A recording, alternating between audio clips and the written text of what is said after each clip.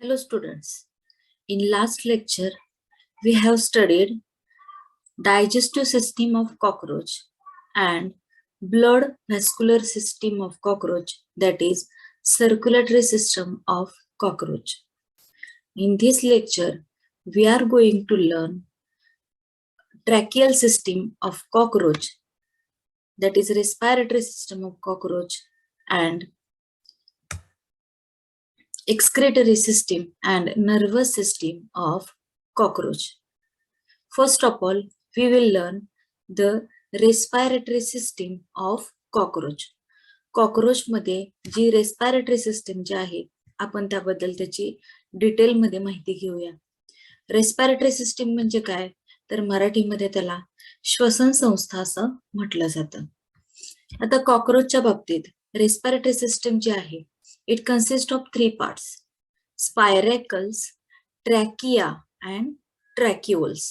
स्पायरॅकल्स जे आहेत these are the openings present on ventrolateral sides of cockroach, that is in pleural membrane. Cockroaches जे आहेत त्यांच्या lateral साइडला दोन्ही बाजूला प्लुरल मेम्ब्रेन प्रेझेंट असतात हे आपल्याला माहिती आहे. आणि ह्या प्लुरल मेम्ब्रेन मध्ये हे स्पायरॅकल्स जे आहेत ते आपल्याला पाहायला मिळतात. टोटली 10 स्पायरॅकल्स जे आहेत, 10 pair of spiracles are present in case of cockroach, out of which 8 pair of spiracles is present in abdominal region and 2 pairs of spiracles is present in thoracic region. म्हणजे काय, तर जे काही स्पायरॅकलच्या आपण 12 पेअर आहेत, 12 जोड्या आहेत म्हणतो, दोन्ही बाजूला हे स्पायरॅकल्स प्रेझेंट आहेत असं म्हणतो, त्यापैकी 8 स्पायरॅकल्सच्या जोड्या ज्या आहेत त्या ॲब्डॉमिनल रिजन मध्ये आपल्याला पाहायला मिळतात आणि उरलेल्या 2 जोड्या ज्या आहेत त्या थोरॅसिक रिजन मध्ये आपल्याला पाहायला मिळतात. आता ह्युमन बिईंग मध्ये आपण पाहायला गेलो तर आपल्याला सेपरेटली नोज हा ऑर्गन आहे for exchange of gases between environment and body आणि एन्व्हायरमेंट मध्ये जे काही गॅसेसचं एक्सचेंज व्हायला पाहिजे त्याचा एक्सटर्नल ऑर्गन जो आहे तो नोज आहे. अशा प्रकारचा एक्सटर्नल ऑर्गन जो आहे तसा कोणताच ऑर्गन ह्या कॉकरोच मध्ये प्रेझेंट नाही, त्याऐवजी स्पायरॅकल्स आहेत.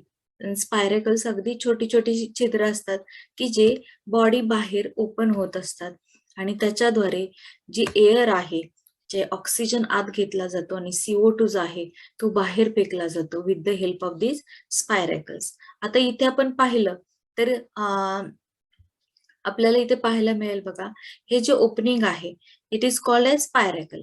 कुठं आहे ते, तर व्हेंट्रोलॅटरल साइडला, पुढे किंवा पाठीमागं, व्हेंट्रल किंवा डॉर्सल साइडला नाही नसून व्हेंट्रोलॅटरल म्हणजे थोडस पुढच्या बाजूला, परंतु बाजूच्या साइडला असे हे दोन्ही बाजूला अशा प्रकारे स्पायरॅकल प्रेझेंट असतात.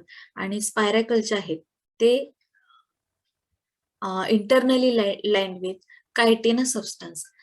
कायटिनस अशा प्रकारचे सबस्टन्स आहेत ते स्पायरॅकलला आतल्या बाजूला आपल्याला पाहायला मिळतात. अशा प्रकारे स्पायरॅकल जे आहेत ते कॉकरोचेस मध्ये पाहायला मिळतात.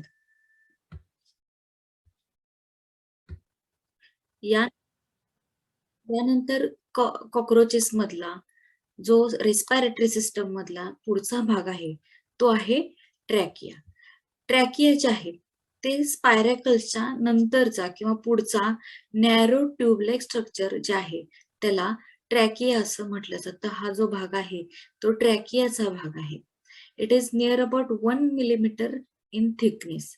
जर त्याची थिकनेस आपण पाहिली तर साधारणतः 1 मिलीमीटर एवढी त्याची थिकनेस असते. त्याचबरोबर ट्रॅकिया जे आहे it is also internally line with chitin. Chitinous जे आहे आपण एक्झोस्केलेटन मध्ये बघितलं, कॉकरोचेसचं जे एक्झोस्केलेटन जे आहे ते आपल्याला माहिती आहे it is made up of nitrogenous polysaccharide, that is chitin. त्याचप्रमाणे हे जे ट्रॅकिया आहेत ह्या ट्यूबलेक स्ट्रक्चर जे आहे these are also internally line with chitin. कायटिनने इंटरनली लाईन झालेले आहेत, त्याला अस्तर आहे आणि त्याच्यामुळं ह्या कायटिनमुळे काय होतं तर it prevents collapsing of trachea. Trachea जे आहे ते कोलॅप्स होऊ नये ह्याच्याकरता हे जे कायटिन आहे ते तिथं फंक्शन करत असतं. आता ह्या ज्या ट्रॅकिया आहेत त्या ट्रान्सव्हर्सली ऍज वेल एज लॉन्जिट्युडिनली अशा डेफिनेट पॅटर्न मध्ये अरेंज झालेल्या असतात आणि they gives rise to further branches known as tracheoles. तर अशा प्रकारे आपण स्पायरेकल्स आणि ट्रॅकिया ह्याबद्दल माहिती घेतली. आता आपण बघूया ट्रॅक्युअल जे आहेत त्यांचं फंक्शन काय आहे किंवा ते कसे असतात. ट्रॅकियामधून आत आलेली जी काही एअर आहे, ह्या मार्गाने आत आलेली जी काही एअर आहे, जे काही ऑक्सिजन आहे, ते नंतर ट्रॅकिओल्स मध्ये डिस्ट्रीब्यूट केले जातात. आता ह्या ट्रॅक्युअल ज्या आहेत त्या अतिशय थिन अशा ट्यूब्स आहेत and these are penetrated into muscles and body tissue किंवा इंट्रासेल्युलर स्पेसेस आहेत तिथपर्यंत ह्या ज्या ट्रॅक्युअल्स आहे अतिशय सूक्ष्म अशा ह्या नलिका असतात. तिथं ह्या ज्या नलिका आहेत त्या अगदी इंट्रासेल्युलर स्पेसेस मध्ये टिश्यूज मध्ये पेनिट्रेट झालेले असतात आणि दीज ट्रॅक्युअल्स हॅव ब्लाइंड एंड, म्हणजे दुसरं जे एंड आहे किंवा शेवटचं जे एंड आहे ते पूर्णपणे बंद झालेलं असतं and it is filled with fluid असं एक पर्टिक्युलर प्रकारचं फ्लूड जे आहे ते त्याच्यामध्ये प्रेझेंट असतं आणि हे जे फ्लूड आहे ट्रॅकियल फ्लूड असं म्हटलं जातं त्याला. And this fluid is helps in exchange of gases in between tissue or cells and trachea आणि टिश्यू मधलं जे काही मटेरियल आहे किंवा एक्सचेंज ऑफ गॅसेस आहे ते तिथं होत असतात. ह्याच्यासाठी हे जे ट्रॅक्युल आहेत त्याच्यामध्ये फ्लूड जे आहे ते भरलेलं असतं. आता ह्युमन बिईंगचा आपण इथं विचार केला तर आपण रेस्पायर केलेली जी एअर आहे ती आपल्या ट्रॅकियामधून आपल्या लंग्स मध्ये जात असते. ब्रॉन्क्युल्स असतात आणि नंतर लंग्स मध्ये एअर जाते आणि त्याच्यानंतर लंग्स मध्ये गेल्यानंतर आपल्या हार्ट कडून जे पल्मोनरी आर्टरीद्वारे जे डिऑक्सिजनेटेड ब्लड असणार आहे त्या डिऑक्सिजनेटेड ब्लड मध्ये जी इनटेक केलेली एअर आहे ती आत घेतली जाते किंवा ते जे ऑक्सिजन आहे ते डिफ्यूज होतं आणि त्याच्यानंतर जो CO2 आहे तो आपल्या लंग्स मधून नंतर नाकाद्वारे बाहेर सोडला जातो. परंतु कॉक्रोचेसच्या बाबतीत असं घडत नाही. Body fluid do not take directly in part in exchange of gases किंवा ब्लड जे आहे ब्लडचा तिथं काडी मात्र कसलाही संबंध नसतो.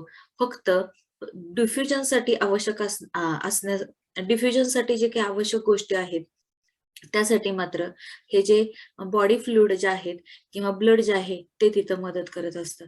जे ऑक्सिजन आहे आपल्या ह्युमन बिईंग मध्ये जसं ऑक्सिजन कॅरी करणं हे सुद्धा एक ब्लडचं फंक्शन आहे तसं मात्र जे कॉक्रोचेस आहेत त्याच्यामध्ये आपल्याला पाहायला मिळत नाही.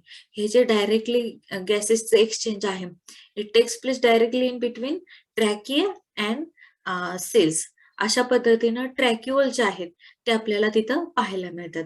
ट्रॅक्युअल मध्ये आपण बघितलं की ट्रॅक्युअल मध्ये काय आहेत ब्लाइंड एंड आहेत आणि त्याच्यामध्ये फ्लूड भरलेला आहे आणि हे जे फ्लूड आहे ज्यावेळेस हाय मस्क्युलर ऍक्टिव्हिटी होत असते ज्यावेळेस रनिंग होत असतं किंवा इतर ज्या काही हायली मस्क्युलर ऍक्टिव्हिटी होत असतात त्यावेळेस त्या बॉडीला किंवा त्या कॉक्रोचला जास्तीत जास्त ऑक्सिजनची आवश्यकता असते.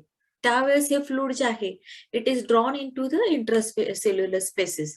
ते फ्लुइडच पूर्णपणे इंट्रासेल्युलर स्पेसेस जे आहेत त्याच्यामध्ये ड्रॉन केलं जातं आणि त्याच्या मदतीनं जास्तीत जास्त वेगानं हे जे ऑक्सिजन आहे तो बॉडीपर्यंत किंवा टिश्यू पर्यंत पोहोचवला जातो. त्या जोडीला टिश्यू मध्ये तयार होणारा CO2 आहे तो तिथं एक्सचेंज होत असतो. तर अशा प्रकारे जे कॉक्रोचेस आहेत त्यांच्यामध्ये टोटली इंटरनल अशी रेस्पिरेटरी सिस्टम आहे आणि ह्या इंटरनल रेस्पिरेटरी सिस्टम मध्ये ब्लडचा काहीही संबंध नसतो.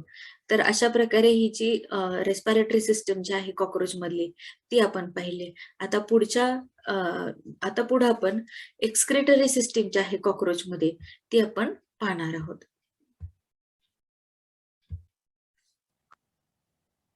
Respiratory system of cockroach. It consists of spiracles, trachea and tracheum. Now we will see the excretory system of cockroach.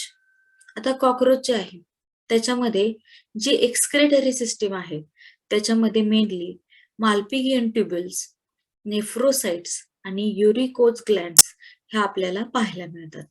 आता माल्पिगियन ट्युब्युल्स आहेत. आता ह्या डायग्राम मध्ये पहा, Malpighian tubules are present in between mid gut and hind gut. हा जो area आहे इथे आपल्याला माल्पिगियन ट्युब्युल्स ज्या आहेत त्या पाहायला मिळतात. आता माल्पिगियन ट्युब्युल जे आहे त्या अतिशय बारीक किंवा सूक्ष्म थिन अशा ट्यूब्स असतात. दे are present in between mid gut and hind गट and they are near about 150 in number. साधारणतः ऑन एन एव्हरेज 150 इतक्या नंबर मध्ये ह्या माल्पिगियन ट्युब्युल्स आहेत ते आपल्याला पाहायला मिळतात. They are mainly absorption in function. Absorption in function म्हणजे काय? ऍब्सॉर्प्शन करत असतात. कशाचं? तर नायट्रोजनस वेस्ट प्रोडक्ट जे आहेत present around this Malpighian tubules, they absorb this nitrogenous waste product and convert it into uric acid. Uric acid मध्ये त्यांचं कन्व्हर्जन करतात आणि त्याच्यानंतर हे जे माल्पिगियन ट्युब्युल्स आहेत दे पास दिस नायट्रोजनस वेस्ट प्रोडक्ट टुवर्ड्स दिस हाइंड गट कडे हे जे एक्सक्रेटरी प्रोडक्ट जे आहेत ज्याला आपण युरिक ऍसिड म्हणतो ते पास करत असतात.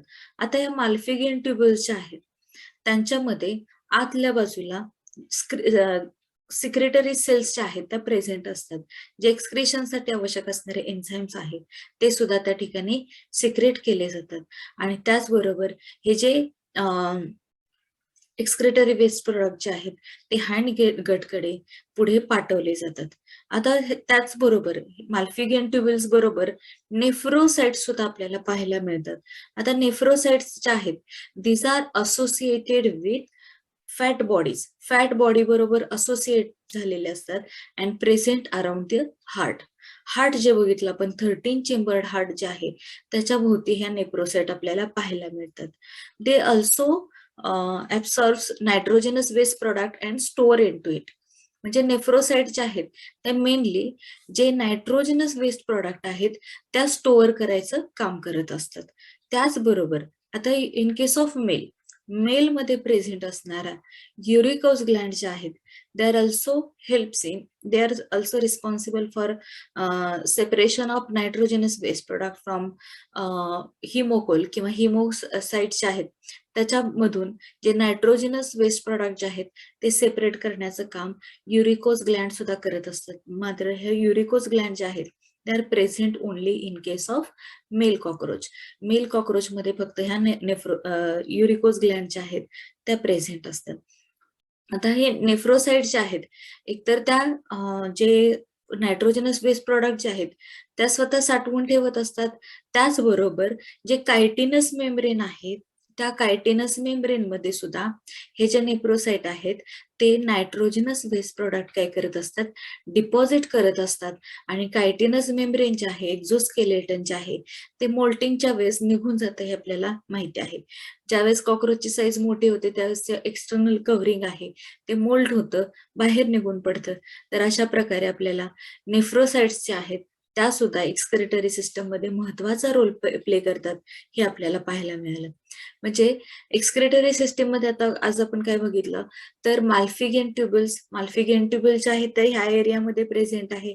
ज्यावेळेस आपण डायजेस्टिव्ह सिस्टीम ऑफ कॉकरोच हा पार्ट बघितला त्यावेळेस आपल्याला माल्पिगियन ट्युब्युल्स आहेत त्या सुद्धा पाहायला मिळालेल्या. त्यानंतर दुसरा भाग आहे नेफ्रोसाइट्स आणि तिसऱ्या ज्या ग्लँड्स आहेत युरिकोज ग्लँड्स की ज्या आपल्याला फक्त मेल मध्ये पाहायला मिळतात. तर अशा प्रकारे तीन हे जे पार्ट्स आहेत they helps in excretion of nitrogenous waste product from cockroach body. आता पुढे आपण नर्वस सिस्टीम ऑफ कॉकरोच हा पार्ट बघणार आहोत.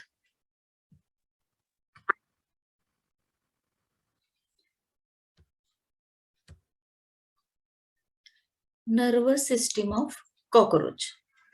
आता नर्वस सिस्टीम ऑफ कॉकरोच जी आहे ती 3 भागांनी बनलेली आहे.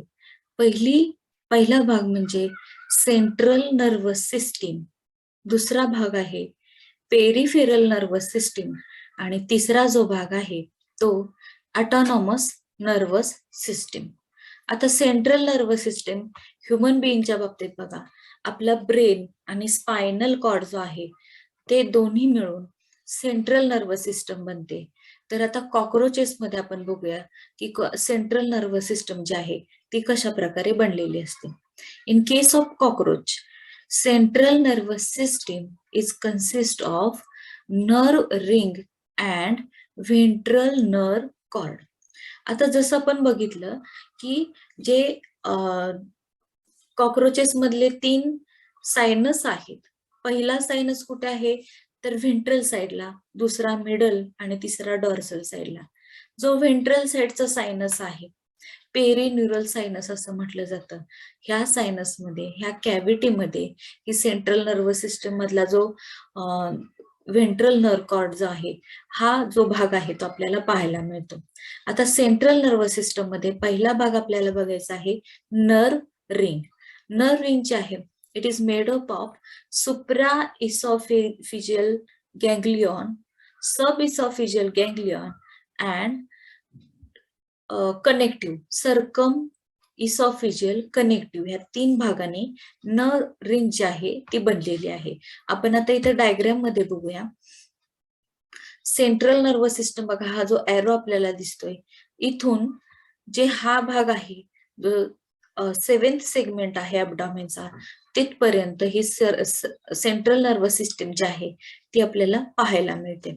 आता सेंट्रल नर्वस सिस्टम मधला पहिला हा जो भाग आहे त्याच्यामध्ये नर्व रिंग जी आहे ती कशी फॉर्म होते ते आपण बघूया. तर हा जो भाग आहे सुप्रा इसॉफिजियल गँग्लियॉन, हे 2 गँग्लिया आहे. Pair of ganglia is present just above the oesophagus and it is known as supraesophageal ganglia, and this pair of supraesophageal ganglia forms a brain. जो कॉक्रोच आहे त्याचा ब्रेन जो आहे तो ह्या 2 ज्या नर्व आहेत त्यांच्या पेअर एकत्र आल्याने बनतो. This brain is present in the head of cockroach. कॉक्रोचच्या हेड रिजन मध्ये हा ब्रेन आपल्याला पाहायला मिळतो.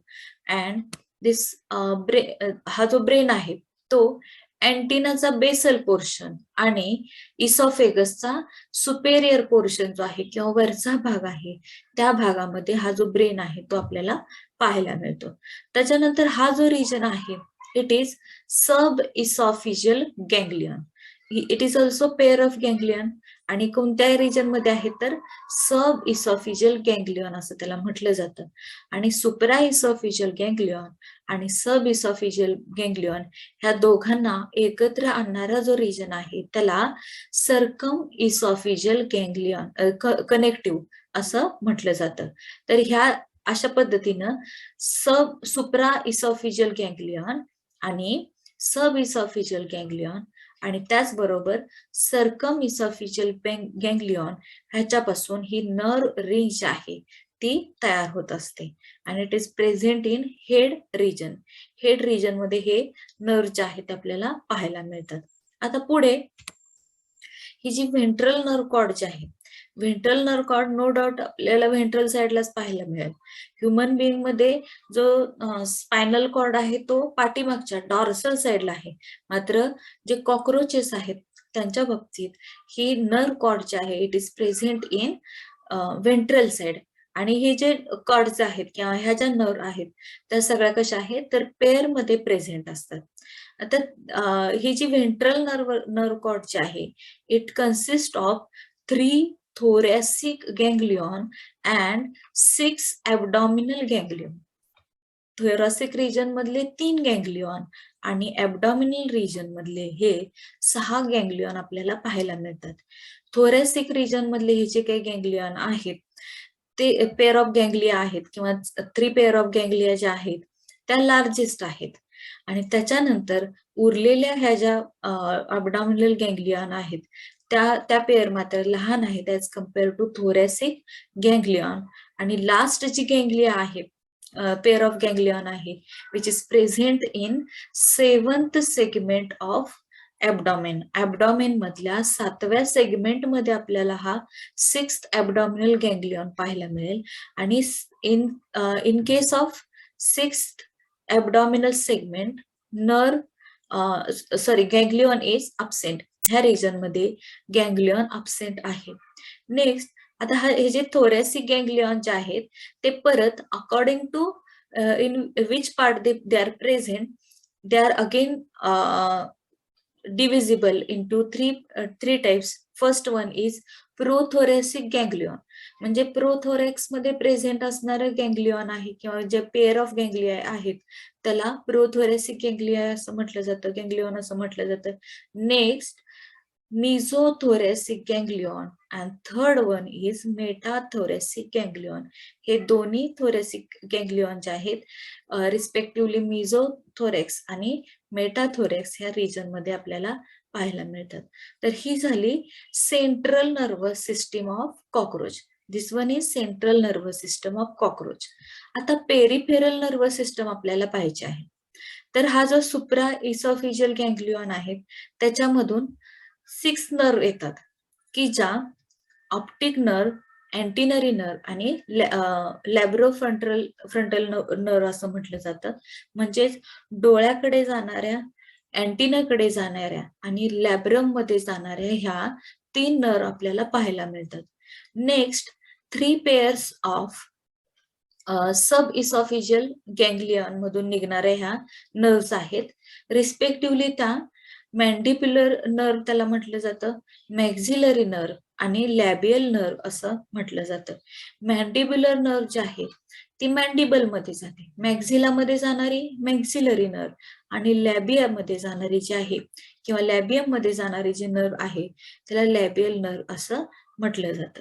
आता त्याच्यानंतर पुढे हे जे गँग्लिया आहेत कोणते, तर प्रोथोरॅसिक, मेसोथोरॅसिक आणि मेटाथोरॅसिक हे थोरॅसिक गँग्लियॉन जे आहेत त्याच्यामधून थोरॅसिक नर्व जे आहेत ते आपल्याला पाहायला मिळतात.